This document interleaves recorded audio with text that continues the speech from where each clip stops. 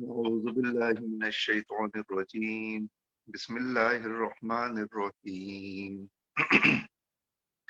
الحمد لله رب العالمين الرحمن الرحيم مالك يوم الدين إياك نعبد وإياك نستعين اهدنا الصراط المستقيم صراط الذين أنعمت عليهم غير المغضوب عليهم ولا الضالين.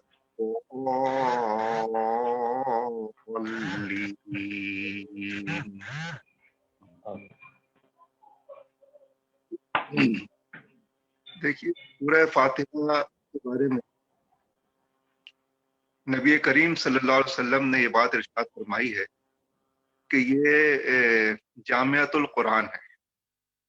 یعنی پورے قرآن کریم کا جامع ہے یہ سورت، اور جو پورا قرآن کریم ہے وہ اسی سورت کی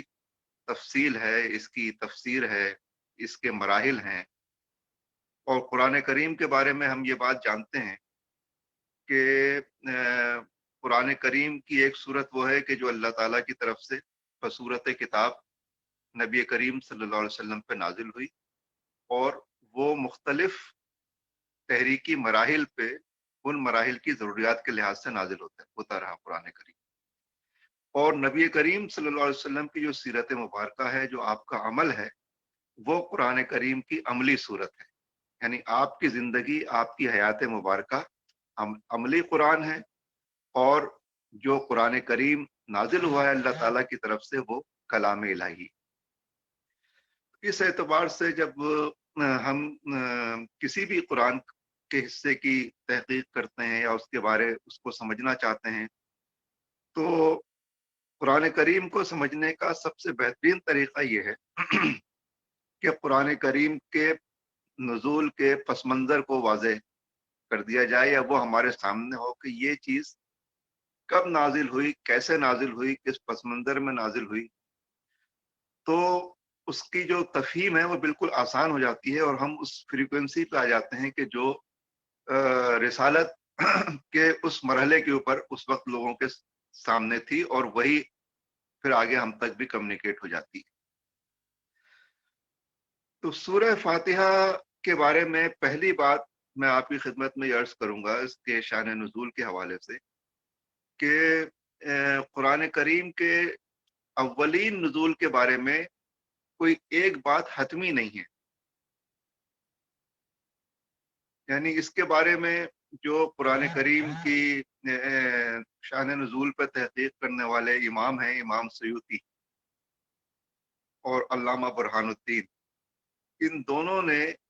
یہ بات کہی ہے کہ قرآن کریم کی ابتدائی نزول کے حوالے سے 4 روایات پائی جاتی، ان 4 میں سے ایک روایت وہ ہے کہ جو سب سے زیادہ مشہور ہے، اور وہ یہ ہے کہ اقرا بسم ربک الذی خلق۔ تو یہ جو ابتدائی 5 آیات ہیں یہ سب سے پہلے نازل ہوئی، اور یہی سب سے زیادہ مشہور بھی ہوئی، جو حضرت عائشہ رضی اللہ تعالیٰ عنہ کی روایت۔ دوسری روایت یہ ہے کہ نبی کریم صلی اللہ علیہ وسلم پہ جو قرآن سب سے پہلے نازل ہوا وہ یہ سورہ فاتحہ ہے۔ تیسری روایت ہے سورہ مدثر کی ابتدائی آیات کے بارے میں، اور ایک چوتھی روایت ہے غالباً سورہ والضحیٰ کے بارے میں۔ جو سورہ مدثر کی روایت ہے اس کے حوالے سے یہ بات تحقیق کے ذریعے واضح ہو چکی ہے، اور یہ قابل بحث نہیں ہے کہ نبی کریم صلی اللہ علیہ وسلم پہ نزول اول کے بعد ایک وقفہ آیا تھا، وحی کا تعطل ہوا تھا، اور پھر ایک وقفے کے بعد دوبارہ وحی نازل ہوئی تھی۔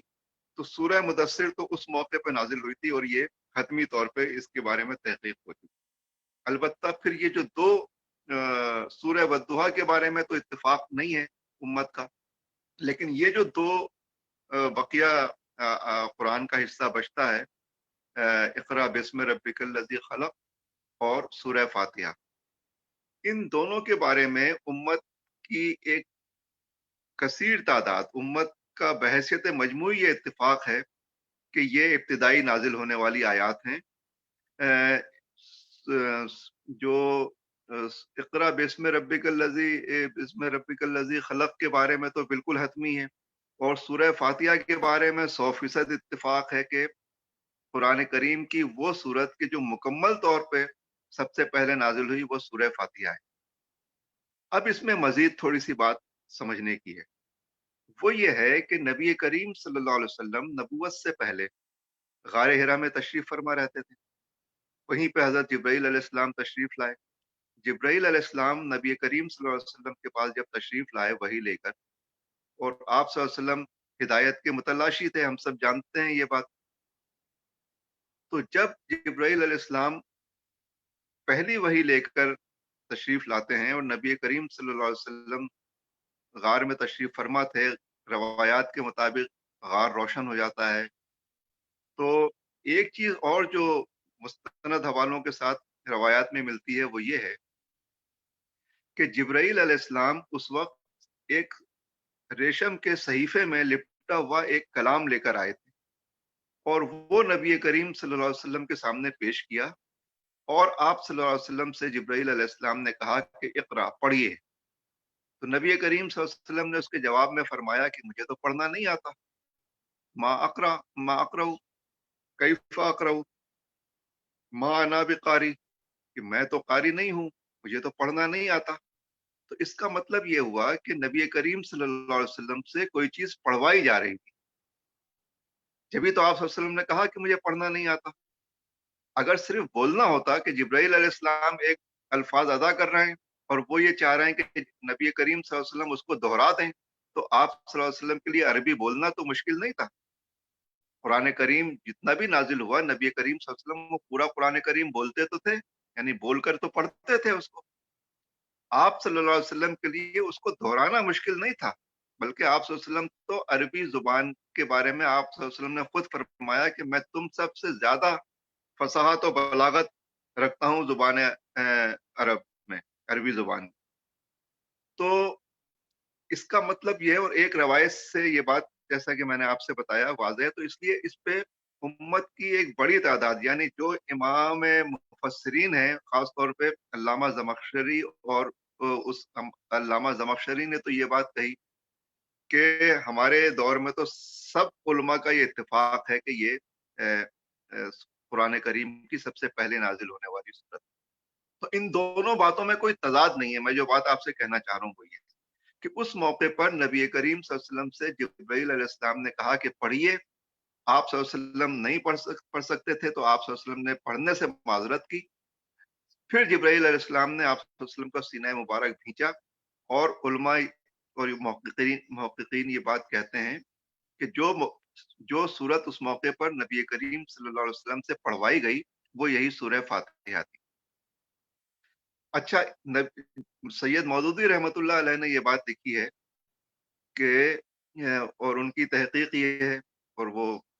سب کا اس پر اتفاق بھی ہے کہ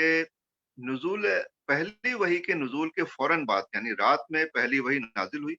اور تہجد کے وقت، پھر صبح یعنی صبح فجر کے وقت جبرائیل علیہ السلام پھر تشریف لائے، اور جبرائیل علیہ السلام نے نبی کریم صلی اللہ علیہ وسلم کو سورہ فاتحہ نماز کی تعلیم دی۔ تو آپ کو معلوم ہے کہ نماز جو ہے وہ بغیر سورہ فاتحہ کے نہیں ہو سکتی، یعنی نماز پڑھنے میں اگر ہم نماز میں سورہ فاتحہ نہ پڑھیں تو ہماری نماز نہیں ہوگی، لیکن نماز پڑھنے میں اگر کوئی چیز ہم سے چھوٹ جائے یا غلطی ہو جائے تو ہم سجدہ سہو کر سکتے ہیں۔ سورہ فاتحہ اگر نہیں پڑھے تو نماز نہیں ہوگی۔ نماز اصلاً سورہ فاتحہ ہے، اور ایک حدیث مبارکہ میں بھی نبی کریم صلی اللہ علیہ وسلم نے فرمایا کہ اللہ تعالیٰ نے نماز کو اپنے اور بندے کے درمیان آدھا آدھا تقسیم کر لیا ہے۔ تو جو اس کی وضاحت کی نبی کریم صلی اللہ علیہ وسلم نے وہ اسی سورہ فاتحہ کے ذریعے کی، کہ بندہ جب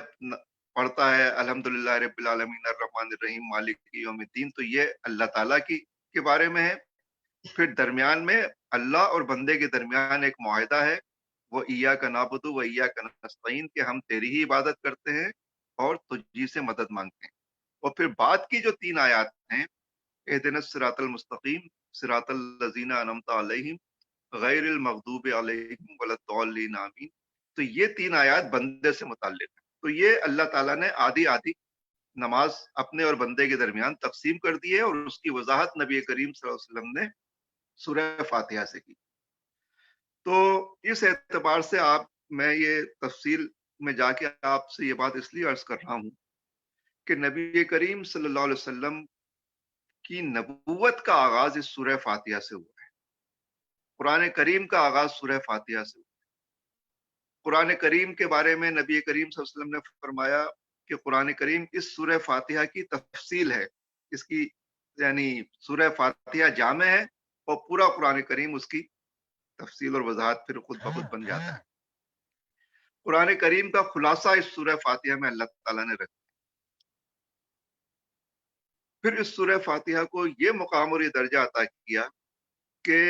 مسلمان ہونے کے بعد سب سے زیادہ کثرت سے کوئی مسلمان اگر قرآن کا کوئی حصہ پڑھتا ہے تو وہ یہی سورہ فاتحہ ہے۔ ہر نماز کی ہر رکعت میں اس سورت کو رکھا ہے، اور اس سورت کے اندر ایک ایسی تاثر ہے اس کا، ایک ایسی کیفیت ہے یا ایک ایسی تاثیر ہے اس کی کہ ہم اس کو جتنی دفعہ بھی پڑھتے ہیں تو کبھی اکتاہٹ نہیں ہوتی۔ سورہ فاتحہ آدمی 100 دفعہ بھی پڑھے، اور دن میں بہرحال ہم ہر نماز میں پڑھتے ہیں، ہر رکعت میں پڑھتے ہیں، لیکن ہمیں کبھی اکتاہٹ نہیں ہوتی۔ اور سورہ فاتحہ کے ذریعے ہی دراصل اللہ تعالیٰ سے مکالمہ بھی ہوتا ہے، کلام بھی ہوتا ہے۔ غور کرنے کی بات اور سوچنے کی بات خود بخود یہاں یہ بنتی ہے کہ سورہ فاتحہ میں ایسی کیا چیز ہے، اور ہم اس کی نشاندہی کیسے کریں، ہم اس بات کو کیسے سمجھیں۔ تو ایک اور واقعہ میں آپ کو سناتا ہوں۔ نبی کریم صلی اللہ علیہ وسلم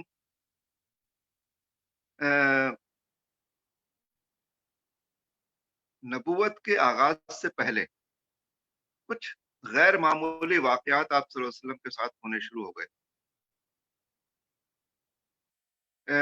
نبی کریم صلی اللہ علیہ وسلم کے جو حضرت خدیجہ رضی اللہ تعالیٰ عنہا کے جو چچا تھے، جو عیسائیت کے عالم تھے، میرے ذہن سے نام نکل گیا،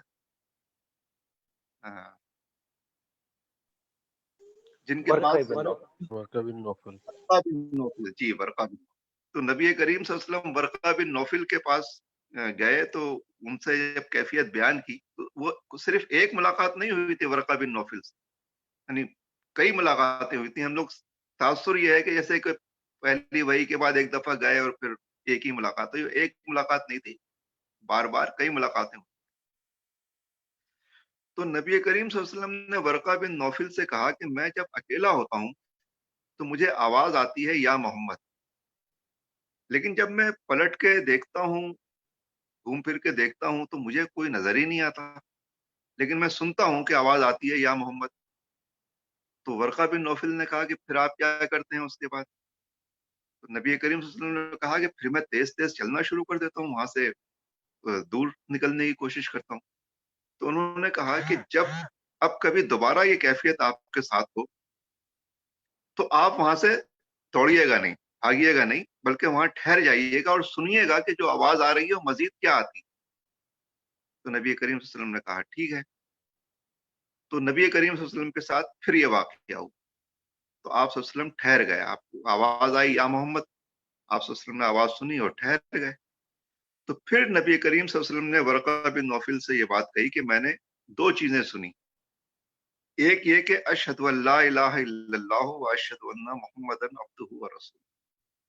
اور دوسری نبی کریم صلی اللہ علیہ وسلم نے سورہ فاتحہ کے بارے میں پوری پڑھ کر سنائی کہ میں نے الحمدللہ رب العالمین سے وللضالین تک یہ سنا۔ پھر آپ کو معلوم ہے کہ غار حرا کا واقعہ ہے، اس کی اپنی تفصیل ہے کہ نبی کریم صلی اللہ علیہ وسلم کے پاس جبرائیل علیہ السلام تشریف لائے اور کہا کہ پڑھیے۔ تو اقرا کا لفظ جب عربی زبان میں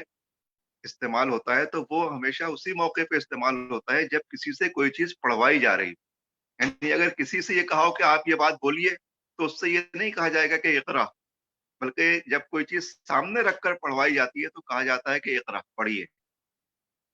تو اس کے بارے میں یہ بات محققین کے نزدیک بالاتفاق ثابت ہے، یا تقریباً ثابت ہے کہ جو چیز اس موقع پر پڑھوائی گئی وہ سورہ فاتحہ ہی تھی۔ अच्छा, सूरह फातिहा के बगैर नमाज नहीं होती, तो फजर में अगर नमाज की तालीम दी गई तो इसका मतलब है सूरह फातिहा उससे पहले नाजिल हुई थी। तो इन तमाम चीजों को सामने रखते हुए ये बात वाज़ेह तौर पे सामने आती है कि अगर ये जो इक़रा बिस्मि रब्बिकल लज़ी खलक़ और सूरह फातिहा के दरमियान नुज़ूल में ये मुताबिकत है। अब कोई चाहे तो उसको पहले कह ले, कोई चाहे तो इसको पहले कह ले,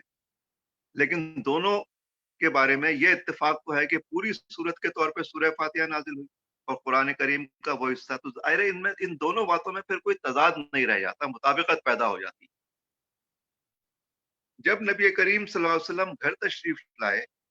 तो आपको मालूम है कि आप सल्लल्लाहु अलैहि वसल्लम ने अपनी ज़ौजा मोहतरमा से पूरा वाक़या बताया और लेट गए और कहा कि मुझे कंबल ओढ़ाइए। तो जैसे ही नबी करीम सल्लल्लाहु अलैहि वसल्लम कंबल ओढ़कर लेटे, तो उसके बाद फिर ये वही नाज़िल हुई और अ, वो जो वही नाज़िल हुई वो सूरह मुज़म्मिल की इब्तिदाई आयत, या अय्युहल मुज़म्मिल कुमिल लैला इल्ला कलीलन निस्फहु अव इनकुस मिन्हु कलीला औ ज़िद अलैहि वरत्तिलिल कुरआन तरतीला। देखिए, अब ये जो नाज़िल हुई, इससे भी ये बात वाज़ेह हो जाती है कि क्या सूरह मुज़म्मिल की आयत में कहा गया कि ऐ ओढ़ लपेट कर लेटने वाले उठो, कुमिल लैल, रात में खड़े रहा करो, इल्ला कलीलन निस्फहु अव इनकुस मिन्हु कलीला औ ज़िद अलैहि वरत्तिलिल कुरआन तरतीला, यानी आधी रात को खड़े रहो या कुछ कम कर लो या उससे ज्यादा कर लो और कुरान को ठहर ठहर के पढ़ो। अब देखिए, कुरान तो नाजिल ही नहीं हुआ था उस वक्त, पूरा कुरान तो नाजिल नहीं हुआ था, या कुरान का इतना हिस्सा भी नाजिल नहीं हुआ था कि जो ठहर ठहर के पढ़ा जाए, पूरी रात पढ़ा जाए। तो जो कुरान करीम था उस वक्त वो यही सूरह फातिहा थी। इसीलिए नबी करीम सल्लल्लाहु अलैहि वसल्लम की हदीस मुबारक से सूरह फातिहा के जो मजीद नाम हमें पता चलते हैं वो यही हैं। जामिउल कुरान, जैसे मैंने आपसे कहा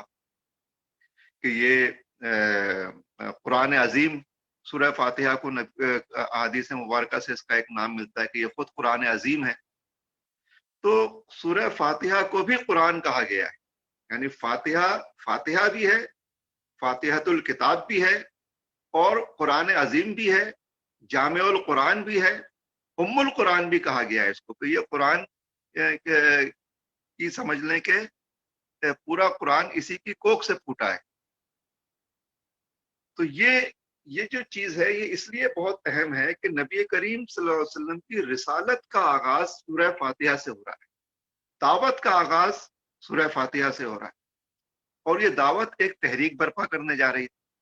अब मैं एक वाकया और सुनाता हूं।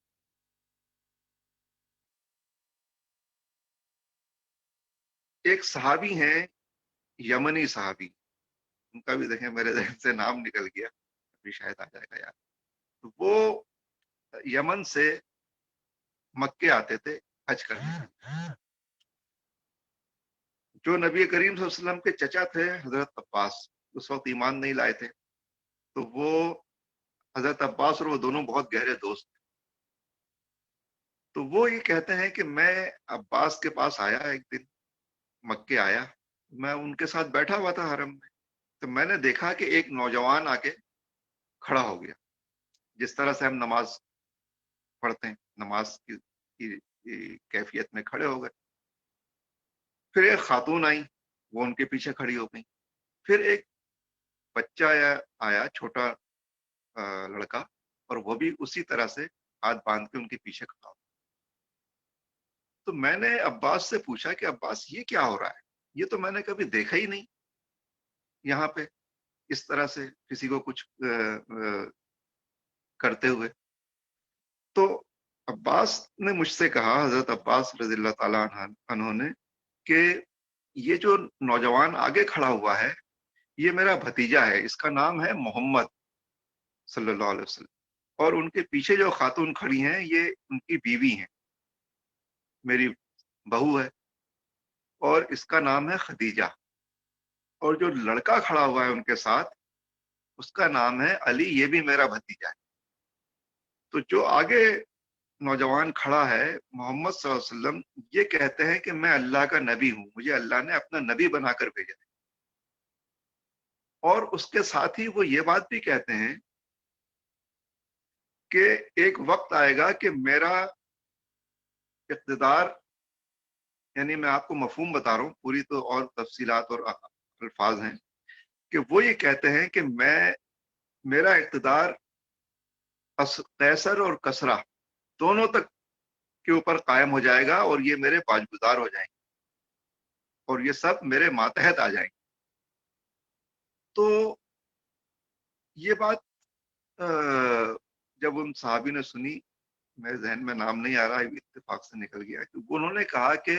میں، ظاہر بعد میں وہ بھی ایمان لے آئے، تو ان کا کہنا یہ ہے کہ میرے دل میں حسرت ہوتی تھی، کاش میں اس وقت ایمان لے آتا تو میں ان 3 میں کے بعد چوتھا ہوتا۔ تو یعنی یہ کہنے کا، یہ واقعہ سنانے کا مطلب یہ ہے کہ اولین اور ابتدائی دور جو اسلامی تحریک کا ہے، اس کا آغاز اس بات سے ہو رہا ہے کہ اسلام کا غلبہ ہوگا۔ اس وقت کی جو دونوں قیصر و کسریٰ کی صورت میں طاقتیں تھیں، ان تک یہ غلبہ پہنچے گا، اور وہ مغلوب ہوں گی، اور دنیا میں یہ چیز، یہ نظام قائم ہوگا۔ تو یہ کیا تھا؟ یہ سورہ فاتحہ سے یہ تعلیم کیا دی گئی؟ کیونکہ یہ جو تعلیم دی گئی یہ سورہ فاتحہ کے ذریعے ہی دی گئی، اور پہلی وحی کے نزول کے بعد، یعنی جو بات سورہ مزمل کے حوالے سے میں نے کہی تھی، تو اس میں بھی یہ بات ہمارے سامنے واضح ہو کے آتی ہے کہ رات میں قیام اللیل کے لیے نبی کریم صلی اللہ علیہ وسلم سے جو تعلیم دی گئی، جو ہدایت دی گئی، یا جو بالکل ابتدائی تربیت تھی، اس میں بھی اصلاً سورہ فاتحہ پہ غور و فکر کی تعلیم تھی کہ رات کو اس فاتحہ کے اوپر آپ غور و فکر کریں، اور اس فاتحہ کے ذریعے ہی، اس پہ غور و فکر کے ذریعے ہی، اس سے جو چیز اخذ ہوگی وہی نبوت مشن ہے، جو مشن نبوت ہے،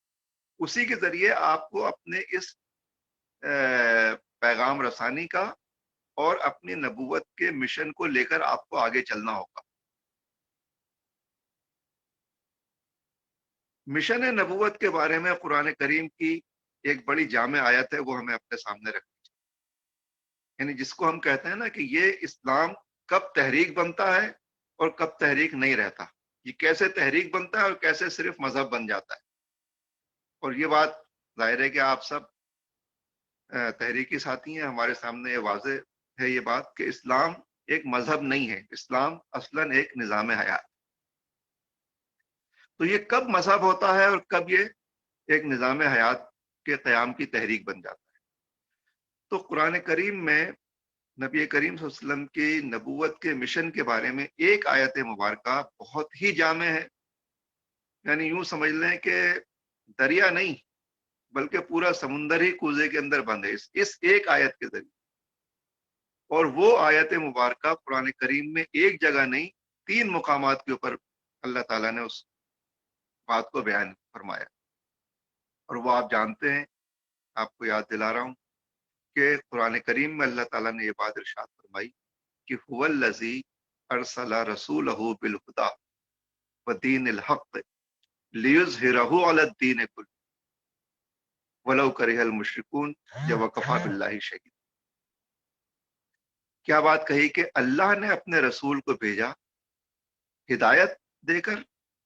اور ایک دین حق، یعنی ایک نظام حق،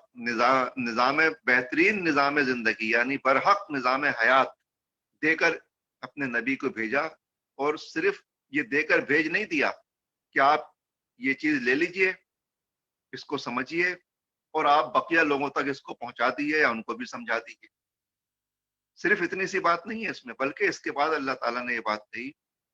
کہ لیظہرہ علی الدین کلہ۔ تو یہ جو نظام زندگی آپ کو دیا جا رہا ہے، آپ اس نظام زندگی کو دنیا کے بقیہ تمام نظاموں کے اوپر غالب کر دی۔ تو آپ اس نظام کو دنیا میں غالب کرنے کے لیے اللہ کے نبی بھیجے گئے تھے۔ یہ جو غلبہ دین ہے، یہ کیا ہے؟ تو جب ایک نظام جو دنیا میں پہلے سے چل رہا ہوتا ہے یا کئی نظام دنیا میں پہلے سے چل رہے ہیں اور ان نظاموں کے مقابلے میں کوئی شخص کوئی دوسرا نظام لے کر آئے اور کہے کہ نہیں یہ جو نظام چل رہا ہے یہ نظام انسانوں کی ضروریات کو پورا نہیں کر رہا ہے یا یہ انسانوں کے درمیان انصاف کے ساتھ یہ نظام کام نہیں کر رہا ہے. ایک منصفانہ نظام ہونا چاہیے. اگر کوئی اس دعوے کے ساتھ آئے اور وہ اس پیش کردہ نظام کو پہلے سے قائم نظام کے اوپر غالب کرنے میں کامیاب ہو جائے تو اس کو غلبہ دین کہتے ہیں. تو یہ تھا نبوت کا مشن اور یہ کام اللہ کے نبی کے سپرد کیا گیا اور اس کام کے اوپر اللہ تعالیٰ نے خود اپنی گواہی قائم کی کہ وہ کفا باللہ شہیدہ کہ اس پر خود اللہ گواہ ہے. اور دوسری جگہ کہا کہ یہ کام کرنا ہے اور یہ مشرکین کو کتنا ہی ناگوار گزرے. تو یہ جو غلبہ دین کا آغاز ہو رہا ہے وہ سورہ فاتحہ سے. یعنی جو بات میں آپ کو کمیونیکیٹ کرنا چاہ رہا ہوں وہی کہ یہ پس منظر یہ چیز سمجھنا یہ مفہوم اپنے ذہن میں راسخ کرنا کہ اس صورت کی یہ حیثیت ہے یہ مقام ہے اور یہ جو اسلامی تحریک نبی کریم صلی اللہ علیہ وسلم کے ذریعے برپا ہوئی تھی اس کا جو بیج ہے اس کا نقطہ آغاز ہے یہ جو پورا شجر اسلام ہے جو اس کا تنا ہے جو اس کی شاخیں ہیں جو اس کے سینکڑوں نہیں ہزاروں پتے ہیں پھول ہیں جو پھل اس میں سے نکلتے ہیں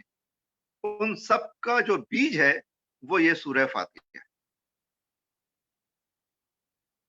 تو سورہ فاتحہ پھر یہ سوال پیدا ہوتا ہے کہ سورہ فاتحہ کیا ہے.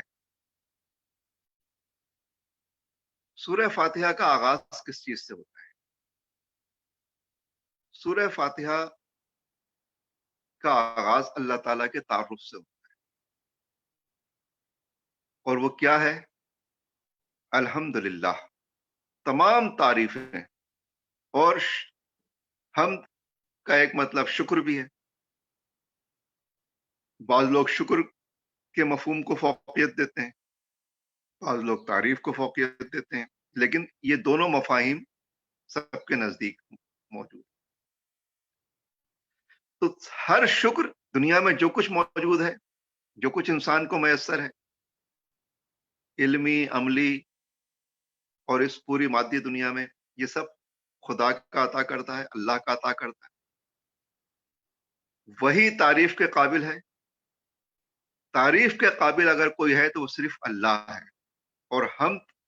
شکر اگر کسی کا ادا کیا جا سکتا ہے تو وہ صرف اللہ ہے. لیکن یہ اللہ کون ہے جس کا شکر ادا کیا جائے یا جو صرف وہی قابل تعریف ہے؟ اور یہ بھی آپ کو معلوم ہے کہ صرف حمد نہیں ہے بلکہ الحمد ہے کہ یہ چیز مخصوص ہے صرف اللہ کے لیے. تو خود اللہ کیا ہے یا اللہ کو کیا ہماری زندگی میں ان کو کیا حیثیت حاصل ہونی چاہیے انسانوں کی زندگی میں اس کے بارے میں قرآن یہ کہتا ہے سورہ فاتحہ کہتی ہے کہ اللہ جو ہیں جو جن کے لیے حمد مخصوص ہے وہ رب العالمین ہے. عام طور پہ ہم لوگ سمجھتے ہیں کہ اللہ کا مطلب رب ہے یا رب کا مطلب اللہ ہے. تو اللہ تعالی کا مطلب رب نہیں ہے. اللہ تو نام ہے اسم ہے اور ربوبیت جو ہے یہ ایک منصب ہے ایک مقام ہے. تو اللہ حقیقتاً کیا ہے وہ اللہ کو رب ہونا چاہیے ہماری زندگیوں میں. یہ ہے بنیادی بات. اور وہ صرف رب نہیں بلکہ تمام عالمین کا رب ہے. عالمین کا ایک مطلب یہ بھی دیا جاتا ہے کہ کئی عالم ہیں اس دنیا میں کتنے آسمان ہیں کتنی دنیا پھیلی ہوئی ہے. عالمین کا مطلب ادوار بھی لیا جاتا ہے. آسمانوں کی بہت ساری دنیایں ہیں کیفیات ہیں وہ بھی لی جاتی ہیں. لیکن عالمین کا ایک مطلب انسان بھی ہے اور انسان کو عربی زبان میں عالم صغیر کہا جاتا ہے کہ یہ ایک بقیہ عالم تو عالم یعنی ایک بڑا عالم ہے لیکن انسان بظاہر ایک چھوٹی سی ایک حقیقت ہے چھوٹا سا وجود ہے لیکن یہ خود ایک عالم ہے انسان کو اللہ تعالیٰ نے اپنے ہاتھ سے بنایا ہے، اور انسان ابھی تک خود اپنے بارے میں، اتنی ساری ترقی کے باوجود انسان اپنے بارے میں پوری طرح نہیں جان سکا ہے، اور انسان کی جو صرف مادی مشینری اس کے سامنے آئی ہے وہ بھی اتنی پیچیدہ ہے، اتنی زیادہ جامع ہے، اتنی زیادہ اس کے اندر خودکار ایک ایسا نظام ہے کہ انسان حیران رہ جاتا ہے کہ یہ کیسا وجود ہے یہ جو اللہ تعالیٰ نے بنایا ہے، یا ہم جو کچھ ہیں ہمارے، یعنی صرف ہم اپنے قلب کا نظام دیکھیں، اپنے اعضائے رئیسہ کا نظام دیکھیں، دماغ ہے، کمیونیکیشن ٹھیک ہو رہی ہے، بات سامنے آتی جا رہی ہے کہ انسان ایک بہت ہی زیادہ پیچیدہ اکائی ہے۔ اللہ تعالیٰ نے خود اس کو اپنے دست مبارک سے بنایا ہے، اور اس کو ایک عالم صغیر کی حیثیت حاصل، تو عالمین سے مراد خود انسان بھی، تو اس پوری کائنات کا رب بھی اللہ کو ہی ہونا چاہیے، اسی کو تسلیم کرنا چاہیے، اور خود تمام انسانوں کا رب بھی اللہ ہی کو ہونا چاہیے۔ دیکھیے قرآن کریم میں ایک جگہ نبی کریم صلی اللہ علیہ وسلم نے ایک موقع پر قرآن کریم کے ذریعے تمام انسانوں کو، خاص طور پہ جو اہل کتاب تھے، ان اہل کتاب کو بھی یہ دعوت دی کہ آؤ ہم اور تم ایک چیز پر اتفاق کر لیتے ہیں، اس لیے کہ تم جس کو رب مانتے ہو، تم جس اللہ پر ایمان رکھتے ہو، اسی پر ہم بھی ایمان رکھتے ہیں، تو اس اللہ کی ربوبیت کے لیے آؤ ہم ایک کامن پوائنٹ کے اوپر ایک ہو جاتے ہیں۔ مدینہ منورہ میں غالباً نبی کریم صلی اللہ علیہ وسلم پر یہ آیت نازل ہوئی تھی کہ اس میں تمام اہل کتاب کو دعوت دی گئی کہ آئیے ہم اور آپ مل کر اس بات پہ اتفاق کر لیتے ہیں، ہم ایک ہو جاتے ہیں، متحد ہو جاتے ہیں، اس کے قیام کے لیے مشترکہ جدوجہد کرتے ہیں کہ انسانوں کے اوپر کسی دوسرے انسان کی ربوبیت قائم نہیں ہونی چاہیے، انسانوں کے اوپر کسی دوسرے انسان کی حاکمیت قائم نہیں ہونی چاہیے۔ تمام اہل کتاب کا بھی اس پر اتفاق، یعنی خود عیسائیت اور یہودیت کی بات تو بالکل واضح ہے، اور بقیہ جو مذاہب ہیں ان کے اندر بھی ایمان و اللہ ہی پر لاتے ہیں، تو آؤ اس اللہ کو جو ہم سب کا پیدا کرنے والا ہے، ہم اس کو اپنا رب کیوں نہ بنا لیں۔ اچھا، اب یہاں سے یہ سوال پیدا ہوتا ہے کہ کیا ہم اللہ کو اپنا رب نہیں مانتے؟ اس رب ماننے کا مطلب کیا ہے، یعنی اس ربوبیت کا مطلب کیا ہے؟ اصل بات یہی ہے، عربی زبان میں، اردو میں تو ہم ترجمہ کر دیتے ہیں کہ رب کا مطلب ہے پروردگار، تو یہ جو پروردگار کا مفہوم ہے یہ بھی رب کے مفاہیم میں شامل ہے، لیکن یہ اس کا ایک مفہوم ہے، اور ایک مفہوم بھی منطقی مفہوم ہے، لیکن ہم نے اس کو کلیدی مفہوم بنا لیا۔ ایسا نہیں ہے، رب کا اصل مطلب ہے حکمران، حاکم،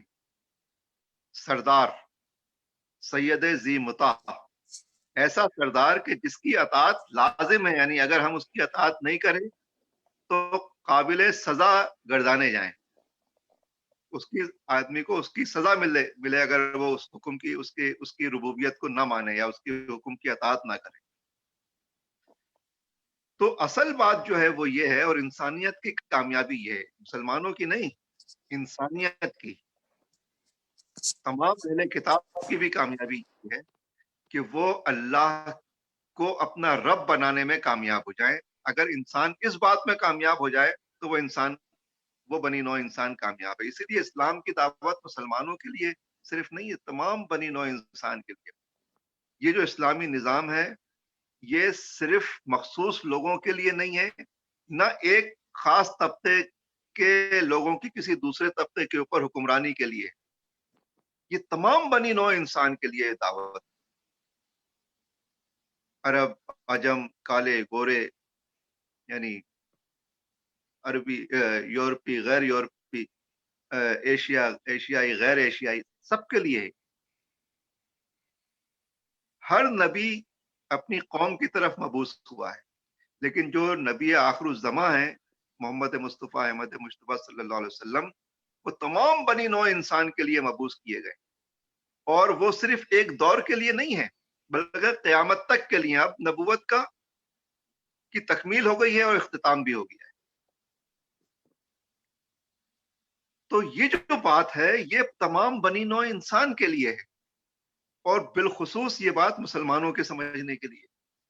کہ رب کس کو کہتے ہیں۔ یہیں پہ اصل مسئلہ ہی یہی ہے کہ لوگ اس ربوبیت کو سمجھنے میں اور اس ربوبیت کو قائم کرنے میں ناکام ہوتے ہیں، اسی وجہ سے گمراہی ہوتی ہے، اسی کی وجہ سے مسائل پیدا ہوتے ہیں۔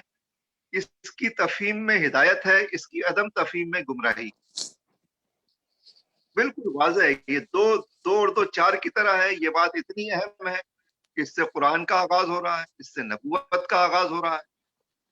یہ بات بار بار باور کرائی جا رہی ہے۔ دن میں 5 وقت اللہ تعالیٰ بلاتے ہیں تو یہی بات سمجھاتے ہیں، ہر رکعت میں یہی بات پڑھواتے ہیں، اور یہی زندگی کا، پوری انسانیت کا خلاصہ ہے، نجات کا راستہ ہے، کامیابی کا راستہ ہے، اور یہی دنیا کے بعد آخرت کی کامیابی کا بھی راستہ ہے۔ اور میں پوری سورہ فاتحہ پہ گفتگو کرنے کے بجائے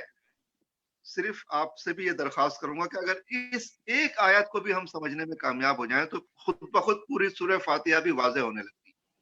اچھا، سورہ فاتحہ ہم اجمی لوگوں کے لیے، یعنی اردو بولنے والوں کے لیے کہہ لیں، ہے اتنی آسان ہے تو عربی میں، لیکن اللہ تعالیٰ نے اس کو ایک اس طرح کی چیز بنائی ہے کہ یہ اگر غیر عربی بھی پڑھے نا تو سمجھ میں آ جاتی، آپ پڑھیے گا تو خود بخود سمجھ میں آ جائے گی۔ صرف اس کے آپ کے ذہن میں الفاظ کے مفہوم اگر واضح ہوں تو آپ فاتحہ پڑھتے جائیں، سمجھ میں آنی شروع ہو جاتی ہے۔ الحمدللہ، تعریف اللہ کے لیے، رب العالمین، رب العالمین، مالک یوم الدین، یوم الدین کا مالک ہے، الرحمن الرحیم، رحمان ہے، رحیم ہے۔ یعنی یہ تو دیکھیے تین باتیں، تین آیات تو بالکل ہی واضح ہیں۔ الرحمن الرحیم، مالک یوم الدین، ایاک نعبد، تیری ہی عبادت کرتے ہیں، ایاک نعبد، تیری تجھی سے مدد مانگتے ہیں، اے دینا، ہمیں ہدایت دے۔ اب دیکھیے یہاں پہ بھی یہ نہیں ہے کہ مجھے ہدایت دے، ہم لوگ جو پڑھتے ہیں نا اس مفہوم میں پڑھتے ہیں کہ ہمیں مجھے ہدایت، وہ مجھے نہیں ہے، اے دینا ہمیں، اے دینی ہوتا تو ہوتا کہ مجھے ہدایت، اے دینا ہم سب کو، ہمیں ہدایت، یعنی ایک اجتماعی تصور سے، یہ کوئی انفرادی مذہب نہیں ہے۔ اور یہ بات آپ ذہن میں رکھیں کہ مذہب بھی عربی زبان کا لفظ ہے، مذہب دین کا اردو میں ترجمہ نہیں ہے، مذہب بھی عربی زبان کا لفظ ہے، لیکن پورے قرآن کریم میں اسلام کے لیے کہیں بھی ایک دفعہ بھی مذہب کا لفظ استعمال نہیں ہوا ہے، اور ہم سوائے مذہب کے کوئی دوسرا لفظ استعمال ہی نہیں کرتے۔ اسلام مذہب نہیں ہے، مذہب اس کا ایک جز تو ہو سکتا ہے مذہبیت، لیکن اسلام مذہب نہیں ہے۔ اسلام ایک نظام حیات ہے، جس طرح سے کہ دنیا میں کوئی بھی نظام زندگی پایا جاتا ہے۔ ہاں، یہ خدا کا دیا ہوا نظام حیات ہے تو اس میں ربط خداوندی کا ایک پورا نظام بھی موجود ہے، اور وہ اس کی آپ مذہبیت کہہ سکتے ہیں، لیکن وہ اس کا ایک جز ہے صرف۔ اور یہ ایک اور موضوع ہے کہ میں دو باتیں، یعنی میں سمجھتا ہوں کہ ہمیں سورہ فاتحہ میں سے دو باتیں اپنے ذہن میں بہت واضح طور پہ سمجھنی چاہیے۔ پہلی چیز یہ کہ رب کس کو کہتے ہیں، ربوبیت کیا ہے، اور دوسری چیز جو اس میں لفظ استعمال ہوا ہے دین، یہ دین کیا ہے۔ یہ دو باتیں اگر ہم سمجھ جائیں نا تو پھر ہر چیز سمجھ میں آ جاتی ہے۔ یہ دو باتیں اگر سمجھنے میں ہم اگر اس کو 10% سمجھیں گے تو اسلام 10% سمجھ میں آئے، ہم اس کو 50% سمجھیں گے تو اسلام 50% سمجھ میں آئے،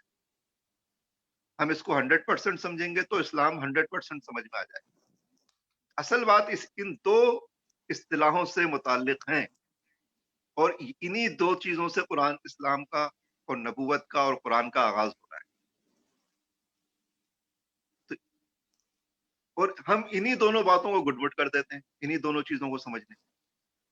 تو پہلی چیز ہے، میں صرف ان دو باتوں کو سمجھا کے آپ پہ بھی چھوڑ دوں گا کہ اب پھر آپ سورہ فاتحہ کی تفصیل کسی کو بیان کرنے کی ضرورت نہیں ہے، اگر آپ اس کے نزول کا پس منظر سمجھ گئے، جو میں نے نسبتاً زیادہ وضاحت سے آپ کو بتا دیا، کیونکہ یہ باتیں عام طور پہ کسی ایک جگہ آپ کو تفسیر میں، تفہیم میں نہیں ملیں گی۔ बिखरी हुई हैं।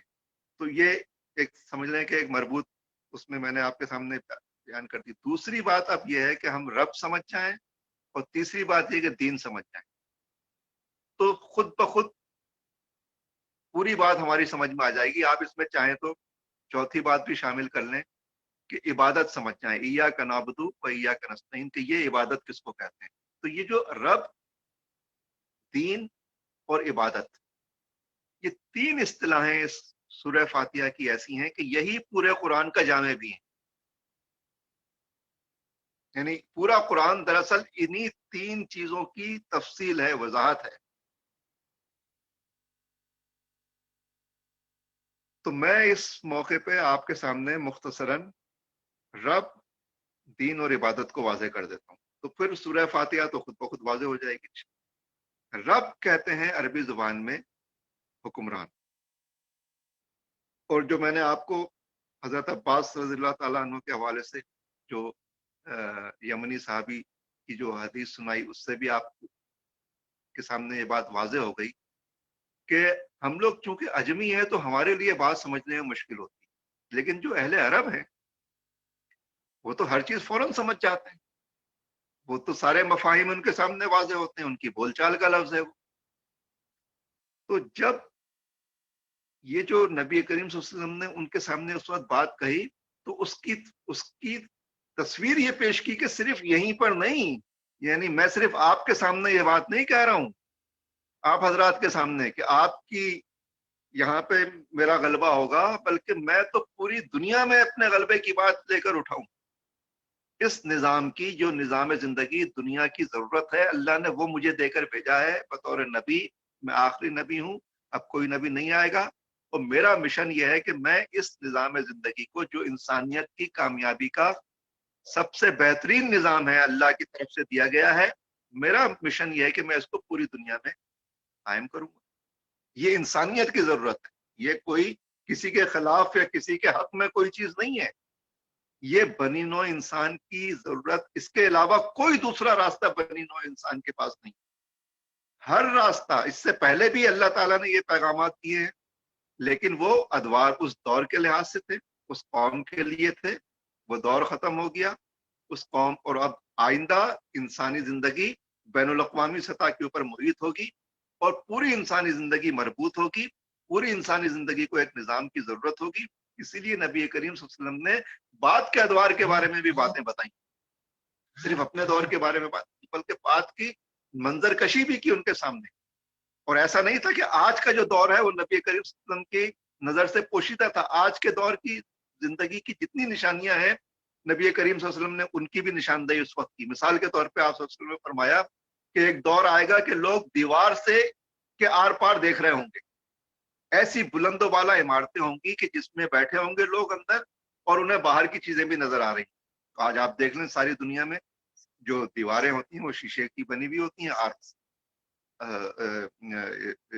जितने आपको दुनिया के स्काई स्क्रैपर्स हैं वो सब शीशे के ही बने हुए नजर आएंगे आप। वो सब अंदर के लोग बाहर देख रहे होते हैं, बाहर के लोगों को अंदर देखा जा सकता है। नबी करीम सल्लल्लाहु अलैहि वसल्लम ने फरमाया कि एक जमाना आएगा कि तुम लोग हवा में ऐसी किश्तियों पे बैठ के उड़ रहे होगे कि जो मछली की तरह होंगी। तो आप आज के जहाज को देख लें, तो वो ऐसा नहीं है क्या उस वक्त ये, अब ये पता नहीं था कि आइंदा क्या होगा, नहीं, वो बात बिल्कुल वाज़ेह हो गई। असल मसला ये है कि उस दौर की भी जरूरत ये होगी कि एक इंसान दूसरे इंसान के ऊपर अपनी रुबूबियत, अपनी हाकिमियत, अपना हुक्म, इंसानियत की तजलील ये है कि उस पे एक आदमी उसको डिक्टेट करे, कोई एक आदमी दूसरे आदमी को ऊपर अपना हुक्म चलाए, या कोई एक गिरोह दूसरे गिरोह पर अपना हुक्म चलाए। हुक्म चलाने का मतलब ये है कि वो आपका महकूम है क्या? नहीं, सारे इंसान बराबर, एक इंसान को दूसरे इंसान के ऊपर कोई फौकियत हासिल नहीं। सारे इंसान बनी नौ आदम, आदम अलैहिस्सलाम की औलाद, किसी इंसान को दूसरे इंसान के ऊपर हुक्म चलाने का हक हासिल नहीं, चाहे वो कोई भी हो, न एक गिरोह को, न एक कौम को, न एक मुल्क को, न एक इंसान को दूसरे इंसान। हुक्म सिर्फ अल्लाह का चलना चाहिए, और इसके लिए अल्लाह ने एक निज़ाम दिया है, और वो निज़ाम, और उस निज़ाम में حکم دینے کا حق صرف اللہ کو حاصل ہے، اور اس پہ تمام اہل کتاب کا بھی اتفاق۔ تو ربوبیت کا مطلب ہے حاکمیت، سرداری، اور ایک ایسا سردار کہ جو لوگوں کی رائے سے سردار بنے، یعنی زبردستی نہ بن جائے۔ یہ میں آپ کو لغوی مفہوم بتا رہا ہوں، اور ربوبیت کے ظاہر ہے کہ یہ اس موقع پہ میں آپ کے سامنے اس ٹرم کے اوپر تو کوئی لیکچر نہیں دے سکتا، لیکن سمجھنے کے لیے مفہوم آپ کے سامنے بیان کر رہا ہوں، اور آپ کو تجویز کروں گا کہ آپ قرآن کی 4 بنیادی اصطلاحیں جو ایک کتاب ہے اس کو آپ پڑھیں، اور اس کو ایک دفعہ نہیں، اگر آپ 1000 دفعہ بھی پڑھیں تو میں آپ سے یہ کہوں گا کہ آپ نے کم پڑھی ہے، آپ اس کو 2000 دفعہ پڑھیں، اتنی اہم ہے یہ بات۔ اس لیے کہ انسان بہت زیادہ متاثر ہو رہا ہوتا ہے اپنی اجتماعی ماحول میں، تو اس لیے اس کو اور یہ کام جس نے یہ کتاب لکھی ہے وہ خود اس کو سینکڑوں دفعہ پڑھتے تھے، یعنی بار بار پڑھتے تھے، لکھنے والا خود بھی پڑھتا تھا اس کو، آپ جانتے ہیں۔ تو ایک واقعہ سناتا ہوں اس بات کو مزید سمجھنے کے لیے کہ ربوبیت کس کو کہتے ہیں۔ کہ رب کا اصل مطلب ہے جو حاکم ہوتا ہے نا، وہی پرورش کا بھی ذمہ دار ہوتا ہے، یعنی ہر حکومت کی ذمہ داری ہوتی ہے کہ وہ اپنے عوام کی بہترین پرورش کرے، اس لیے حکومت ہی اصلاً پروردگار ہوتی ہے۔ جو قبیلے کا سردار ہوتا ہے، سردار کی ذمہ داری ہوتی ہے کہ وہ قبیلے کی پرورش کے سارے انتظامات کرے۔ تو صرف پروردگار مفہوم نہیں ہے، بلکہ بصورت حاکم، بصورت حاکمیت پروردگاری۔ آپ کو وہ واقعہ یاد ہوگا کہ قرآن کریم میں آپ نے پڑھا ہوگا کہ یوسف علیہ السلام جب قید میں چلے گئے تھے، آپ کو معلوم ہے، تفصیل میں جانے کے بجائے، قید میں ایک اور ساتھی آپ کے ساتھ وہاں موجود تھے، وہ بادشاہ کا دوست تھا۔ پھر بادشاہ کو خیال آیا کہ وہ اپنے دوست کی رہائی کا اس نے حکم دیا۔ جب وہ جو شخص جانے لگا جو یوسف علیہ السلام کے ساتھ قید تھا، تو یوسف علیہ السلام نے اس سے کیا بات کہی تھی، آپ کو یاد ہے؟ یوسف علیہ السلام نے اس شخص سے کہا کہ جب تمہاری رہائی کا حکم آ گیا ہے، تم رہا ہو کے جا رہے ہو، لیکن جب تم اپنے رب سے ملنا، یعنی اس زمانے میں پرائم منسٹر کو یا پریزیڈنٹ کو یا بادشاہ کو یا سربراہ کو کیا کہا جاتا تھا؟ رب۔ تو یوسف علیہ السلام نے اس سے کہا کہ جب تم اپنے رب سے ملنا تو اس کو یہ بات بتانا کہ تمہارا جو ساتھی قیدی، میں تمہارے ساتھ جیل میں ہوں، مجھے میرے رب نے، یعنی میں جس کو رب سمجھتا ہوں، یوسف علیہ السلام نے کہا کہ میرے رب نے مجھے خوابوں کی تعبیر کا علم دیا، یہ تم اپنے رب سے جا کے بتا دینا۔ تو یعنی پہلے جو ٹرم حکمرانوں کے لیے استعمال ہوتی تھی وہ بھی رب ہی تھی۔ آپ جو پاکستان کے رہنے والے لوگ ہیں وہ یہ بات جانتے ہوں گے کہ ہمارے صوبہ سندھ میں ایک وزیر اعلیٰ ہوتے تھے، ان کا نام تھا، ابھی پچھلے دنوں ہی تھے، ارباب غلام رحیم، یاد ہوگا آپ کو۔ تو یہ ارباب کیا ہے؟ ارباب ہے رب کی جمع۔ اور یہ کیوں کہتے ہیں کہ ہم